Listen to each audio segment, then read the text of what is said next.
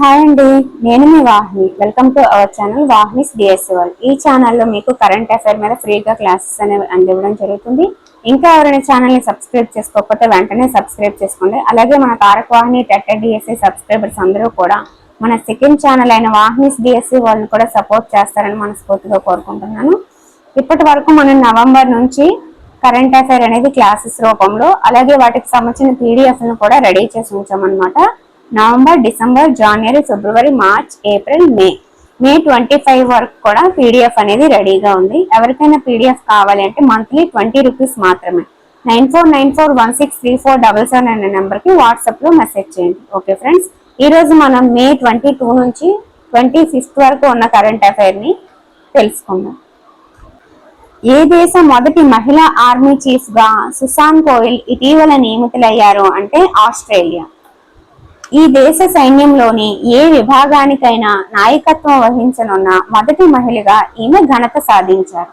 పదవీ విరమణ చేస్తున్న army chief lieutenant general Simon Stuart స్థానంలో ఈమె జూలైలో అధికారికంగా ఈ పదవిని చేపట్టనున్నారు. 2026 ఏప్రిల్ 3న మిన్ ఆంగ్ హలైంగ్ ఏ దేశ అధ్యక్షుడిగా ఎన్నికయ్యారు అంటే మయన్మార్. ఈ దేశ సైనిక నాయకుడైన మిన్ ఆంగ్ పార్లమెంట్ లో స్పష్టమైన మెజార్టీ సాధించాడు. మొత్తం 584 ఓట్లకి 429 ఓట్లు సాధించి అధ్యక్షుడయ్యారు. 2026 ఏప్రిల్లో ఏ అంతర్జాతీయ సంస్థకు చెందిన 4 కీలక ఎన్నికల్లో భారత్ ఏకగ్రీవంగా విజయాలు సాధించింది అంటే ఐక్యరాజ్య సమితి ఆర్థిక సామాజిక మండలి ECOSOC. ప్రపంచ క్షయవ్యాధి దినోత్సవాన్ని ఏటా ఏ రోజున నిర్వహిస్తారంటే మార్చ్ 24. 2026 సంవత్సరానికి గాను థీమ్ ఏంటి అంటే వీ కెన్ ఎండ్ టీబీ. అంతర్జాతీయ యోగా దినోత్సవాన్ని యోగాంధ్ర 2026 పేరుతో నిర్వహించాలని రాష్ట్ర ప్రభుత్వం నిర్ణయించింది.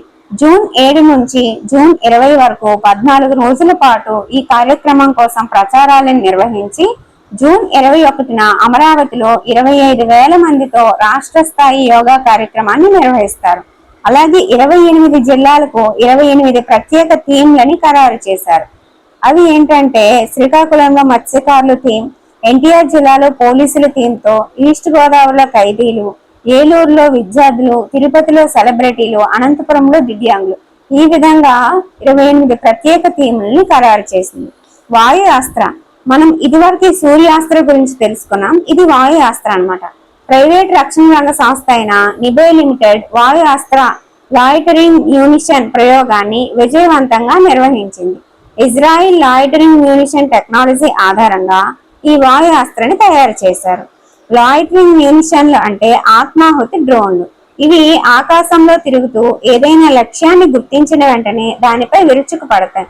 గత నెల అంటే ఏప్రిల్లో 18-19లలో రాజస్థాన్లోని పోఖ్రాన్లో, తర్వాత 26-27లో ఉత్తరాఖండ్లోని జోషిమఠ్ వద్ద ఈ ప్రయోగాన్ని నిర్వహించారు. వరల్డ్ ఆర్చరీ సంస్థ ప్రతిష్టాత్మక పారా ఆర్చర్ ఆఫ్ ది ఇయర్ 2025 పురస్కారం భారత క్రీడాకారిణి శీతల్ దేవికి ప్రదానం చేసింది. ప్రపంచ పారా ఆర్చరీ ఛాంపియన్షిప్ లో స్వర్ణం గెలిచిన తొలి ఏకైక చేతులు లేని మహిళా ఆర్చర్గా ఈ శీతల్ దేవి చరిత్ర సృష్టించారు. ఉచ్రల్ న్యామ్ ఓసోర్ ఇటీవల ఏ దేశ ప్రధానమంత్రిగా నియమితులయ్యారంటే మంగోలియా.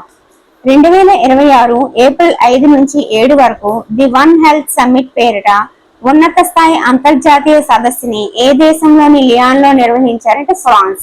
ఇవి కరెంట్ అఫైర్ ప్రాక్టీస్ బిట్స్ అని పేపర్లో వచ్చినవి. ఓకే, హర్మూజ్ జలసంధిని తిరిగి తెరవాలన్న ఐక్యరాజ్య సమితి తీర్మానాన్ని ఏ 2 దేశాలు వీటో చేశాయంటే రష్యా, చైనా.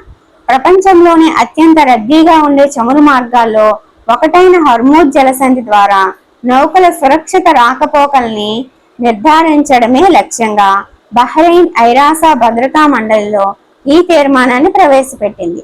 ఈ ప్రతిపాదనకి 11 దేశాల మద్దతు లభించింది. పాకిస్తాన్, కొలంబియాలు ఓటింగ్ లో పాల్గొనలేదు.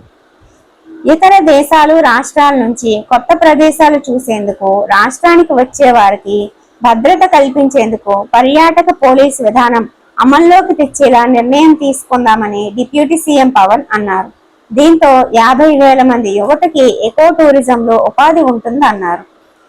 చేపల పులుసులు, ఇతర వ్యర్థాలతో ఎముక, దంత రుగ్మతలకు ఆధునిక గ్రాఫ్ట్ల తయారీ, మత్స్య వర్గాల నుంచి హైడ్రాక్సీ అపటైట్, కొలాజన్ వంటి విలువైన ఉత్పత్తుల్ని అభివృద్ధి చేస్తుంది. కేరళలోని కొచ్చిన్లో ఉన్న ప్రతిష్టాత్మక సెంట్రల్ ఇన్స్టిట్యూట్ ఆఫ్ ఫిషరీస్ టెక్నాలజీకి చెందిన శాస్త్రవేత్త డాక్టర్ పికే బిన్సీ నేతృత్వంలోని పరిశోధక బృందం ఈ దశగా కీలక ముందడుగు వేసింది. విజయవాడలోని స్వరాజ్య మైదానంలో అంబేద్కర్ కళావేదిక పేరుతో నిర్మించిన భారీ కన్వెన్షన్ సెంటర్ ని సీఎం చంద్రబాబు సోమవారం మే 25న ప్రారంభించారు.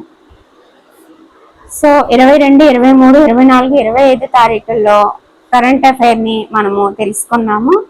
అలాగే ఇంకా ఈ ఛానల్లో రాబోయే కరెంట్ అఫైర్ ని ముందుగానే తెలుసుకోవాలి అంటే మీరు ఛానల్ని సబ్స్క్రైబ్ చేసుకోండి ఫస్ట్ టైం చూస్తున్నట్లయితే. అలాగే నవంబర్ నుంచి మే వరకు ఉన్న కరెంట్ అఫైర్ PDF ని పొందాలి అంటే 9494163477 అనే నెంబర్కి వాట్సాప్లో మెసేజ్ చేయండి. Okay, thank you.